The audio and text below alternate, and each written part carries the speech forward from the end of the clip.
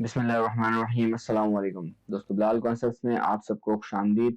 आज हम जिस टॉपिक के बारे में बात करने वाले हैं उसका नाम है फॉरेन पॉलिसी ऑफ पाकिस्तान। इसमें जो हमारे पास सिलेबस में मेंशन्ड है वो आप देख सकते हैं कि जैसे आपके पास पाकिस्तान आपका जो है ना, जो आपकी पोस्ट 9/11 की जो बात हुई है आपके सिलेबस के अंदर, सिर्फ वही आपकी इम्पोर्टेंट है, ज़्यादा कुछ नहीं। लेकिन फिर भी हम जो है ना, जो 9/11 से पहले की फॉरेन पॉलिसी थी उसको भी हम डिस्कस ज़रूर करेंगे इंशाअल्लाह।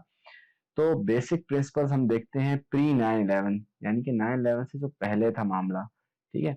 उसमें हमारे पास सबसे पहले थी बात रिस्पेक्ट फॉर सोवरेनिटी, यानी कि जो भी हमारे नेबरिंग कंट्रीज हैं, जितने भी हमारे हमसाय ममालिक हैं, उनके साथ हम अपने अच्छे ताल्लुकात बनाएंगे, ठीक है। उनकी जो सोवरेनिटी है उनका ख्याल करेंगे, उनके अगर हाँ उनके जो मुल्क के अंदर अगर कोई मसला होगा तो हम उनके अंदर इंटरफेरेंस नहीं करेंगे, ठीक है। ये है रिस्पेक्ट फॉर सोवरेनिटी। हम तो ये non interference and non alignment की जो हमने बात की कि हम दूसरे जो आपके जितने भी कंट्रीज़ हैं उनके जो मैटर्स हैं उनमें हम इंटरफेरेंस भी नहीं करेंगे और किसी के साथ अलायंस भी हम नहीं बनाएंगे, ठीक है।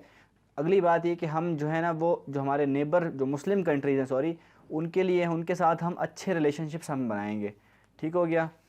फिर आपका है कि जो है ना वो following basic ideology of Islam, ये हम जो है ना वो फॉरेन पॉलिसी देख रहे हैं अपनी प्री 9/11, ठीक है।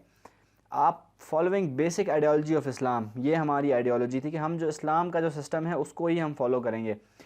प्रमोशन ऑफ वर्ल्ड पीस, ये भी हमारी एक जो है ना वो हमारी पॉलिसी थी। अगली पॉलिसी हमारी थी कि इम्प्लीमेंटेशन ऑफ यूएन चार्टर, ये कायदे आज़म की बात थी। कायदे आज़म ने कहा था कि आपने यूएन का जो चार्टर है उसको आपने इम्प्लीमेंट करना है अपने कंट्री के अंदर। अगली जो हमारी पॉलिसी थी कि रेजोल्यूशन ऑफ कश्मीर इशू, यानी कि कश्मीर का जो इशू है उसको रिजॉल्व करना ही करना है किसी भी कीमत में। ये नहीं है कि हम जाने दें कश्मीर को, ठीक है ना। बहुत से लोग ये भी कहते हैं कि भाई अगर जाने दें हम स्टेट को अपनी जो है ना कश्मीर को छोड़ दें तो क्या है, तो भाई इसको छोड़ नहीं सकते हैं, क्योंकि हमारी जो है ना वो आप कह सकते हैं कि जो हमारी जुगुलर वेन है, हमारी जुगुलर वेन है वो हमारी जो है ना वो कश्मीर ही है, क्योंकि हमारे पानी वहाँ से हमारा आता था और इंडिया जो है ना वो उस पानी को कंट्रोल कर सकता है, ठीक हो गया। अब है हमारी कि 9/11 जो था उसमें आपको पता है 9/11 क्या था। 9/11 का इंसिडेंट्स अगर आपने जो है ना वो देखना है तो आप जो है ना वो मैं आपको जो है ना वो डिस्क्रिप्शन में भी लिंक दे देता हूँ, और जो है ना आई के बटन पे भी क्लिक करके देखें कि 9/11 में हुआ क्या था, ठीक है। तो उसमें यूएस के ऊपर बेसिकली हमला किया था आपके जो उसामा बिन लादेन था, एलिजिडली उसने हमला किया था यूएसए की जो आपको पता है वर्ल्ड ट्रेड सेंटर था उसकी 2 बिल्डिंग्स पे और पेंटागन की बिल्डिंग पे हमला किया था, ठीक है। तो उसके मुकाबले में जो है ना वो यूएसए ने कहा कि भाई हम अफ़गानिस्तान के ऊपर एक ऑपरेशन लॉन्च करेंगे, ठीक है।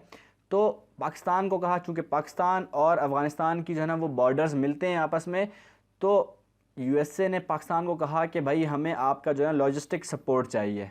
लॉजिस्टिक सपोर्ट मतलब जैसे कि आपकी जो टेरिटरी है, आपकी जो एयर बेसेस हैं, वो हमें जो है ना वो चाहिए ताकि हम ऑपरेशंस करें तालिबान के ख़िलाफ़, ठीक हो गया।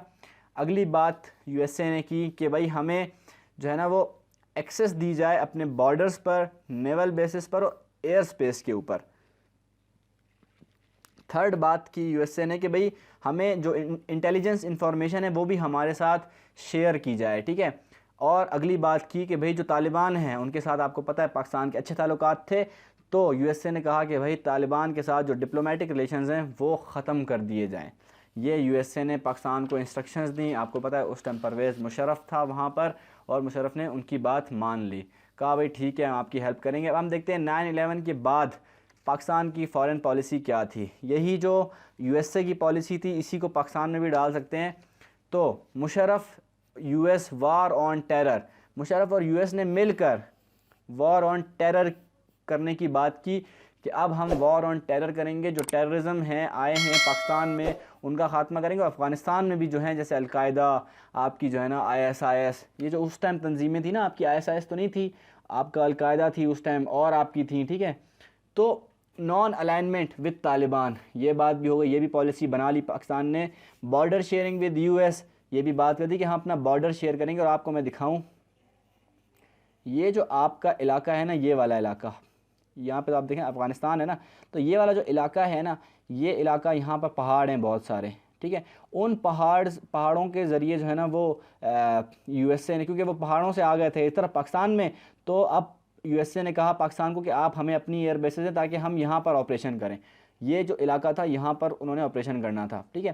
خاص طور پہ آپ کا جو فاٹا کا علاقہ ہے تو فاٹا کا علاقہ اس میں کافی زیادہ انوالو تھا. پھر آپ کا اگلا جو ہے وہ آپ کا ہے پالیسی میں ایلیمینیشن آف ٹیررزم. یہ پاکستان کی پوسٹ 9/11 فارن پالیسی رہی کہ ہم نے ٹیررزم کا خاتمہ کرنا ہے. ٹھیک ہو گیا، وہی وار آن ٹیرر کی بات آ گئی یہاں پر بھی. پھر ہم نے بات کی کہ ہم نے فینسنگ کرنی ہے. یہ والا جو آپ کا جو علاقہ ہے، جو آپ کا بارڈر ہے آپ دیکھ رہے ہیں نا، اس پر ہم نے فینسنگ کرنی ہے. یہ ڈورنٹ لائن کہتے ہیں اس کو. تو یہاں پر جو ہے نا وہ فینسنگ کریں گے تو پھر کیا ہوگا کہ لوگ یہاں وہاں ایزیلی جو ہے نا وہ موو نہیں کر پائیں گے. ٹھیک ہو گیا. Refugees settlement. 9/11 سے پہلے میں آپ کو بتا دوں کہ جو بارڈر تھا اس کی کوئی حیثیت اتنی زیادہ تھی ہی نہیں، لوگ ایزیلی یہاں جاتے تھے آتے تھے. ٹھیک ہے نا. یہ جو پورا علاقہ ہے یہاں پر آپ کا فاٹا اور یہ جو آپ کا یہ جو افغانستان کے اندر علاقہ ہے، یہ سارا آپ کا اس طرف سے یہ پورا جو ہے نا وہ پختونستان ہوا کرتا تھا. تو یہاں پر سیم جو آپ کو پتہ ہے کلچرل لنکس ہیں لوگوں کے، بہت سارے لوگ یہاں پر جو ہے نا وہ سیم ٹرائبس کے ہیں تو وہ آتے جاتے رہتے ہیں. ٹھیک ہے. تو ہم نے یہی بات کی کہ ہم نے یہاں پہ جو ہے نا فینسنگ کرنی ہے. ریفیوجیز سیٹلمنٹ کرنی ہے. ریفیوجیز سیٹلمنٹ کیسے کرنی ہے کہ آپ کو پتہ ہے کہ جب بھی 9/11 کی وار ہوئی تو پاکستان میں 2.6 ملین جو ہے نا وہ افغانی ریفیوجیز یہاں پر آ گئے. ٹھیک ہے. ان کا معاملہ تھا، ان کو بھی سیٹل کرنا تھا، ان کو یہاں پہ جگہ دینی تھی. کافی سسٹم تھے ان کا جو ہے نا وہ سسٹم جو ہے نا وہ سالو کرنا تھا. To meet the requirements of FATF. FATF آپ کو پتہ ہے پابندیاں لگاتا ہے ڈرگ ٹریڈ پہ. ٹھیک ہے. آپ کا اسمگلنگ کے اوپر. ٹھیک ہے. اور آپ کا جو ہے نا اور کافی ساری چیزیں ہیں، منی لانڈرنگ ہو گئی آپ کی. تو اس کی وجہ سے کیا ہوتا ہے کہ آپ کا جو ہے نا وہ سسٹم آپ کا اس طرح سے خراب ہوتا ہے کہ آپ کے اپنے ملک کی جو آپ کی جو مسئلے ہیں وہ خراب ہوتے ہیں. تو FATF کی جو بلیک لسٹ ہے ہم نے ڈسکس کر لیا، اس کی ویڈیو بھی میں آپ دیکھ سکتے ہیں، اوپر آئی کے بٹن پہ آپ کو دکھ رہا ہوگا FATF کے اوپر ویڈیو. تو ہم پھر FATF کی بلیک لسٹ میں اگر چلے گئے تو مسئلہ بڑا خراب ہو جائے گا. لہٰذا ہم نے FATF کے مطابق، انہی کی پالیسی کے مطابق ہم نے جو ڈرگ ٹریڈ ہے، ٹیررزم ہے، اسمگلنگ ہے آپ کی جو ہے نا، اور آپ کی اور بھی کافی ساری چیزیں ہیں، ان کو ہم نے ختم کرنا ہے. ٹھیک ہے. انسٹیٹیوشن بلڈنگ ان افغانستان. افغانستان کے اندر جو پولیٹیکل اسٹرکچر جو ہے وہاں کا تباہ و برباد ہو گیا ہے، اس کو ہم نے کیا کرنا ہے، ریسٹور کرنا ہے. وہاں پر ایک جو ہے نا وہ پیسفل ہم نے جو ہے نا گورنمنٹ ہم نے قائم کرنی ہے وہاں پر. ٹھیک ہو گیا.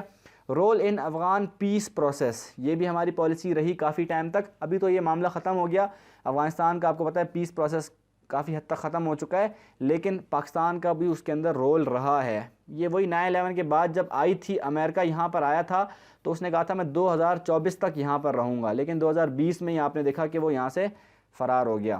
پھر اگلا ہے آپ کا جو بیننگ فنڈامنٹلسٹ گروپس، جیسے کہ آپ کے لشکر طیبہ ہے، کشمیر بیسڈ، سپاہ صحابہ، اس طرح کے جو آپ کے گروپس ہیں فنڈامنٹلسٹ گروپس ہیں، ان کو بین کرنا یہ ہماری پالیسی تھی. یہ بھی مشرف کا ہی کام تھا. ٹھیک ہو گیا. تو یہ ہو گئی ہماری فارن پالیسی. ٹھیک ہے. تو پھر ٹھیک ہے، اگلے لیکچر میں ملتے ہیں انشاءاللہ تعالیٰ. سبسکرائب کریں چینل کو اور لائک کریں ویڈیو کو. اللہ نگہبان.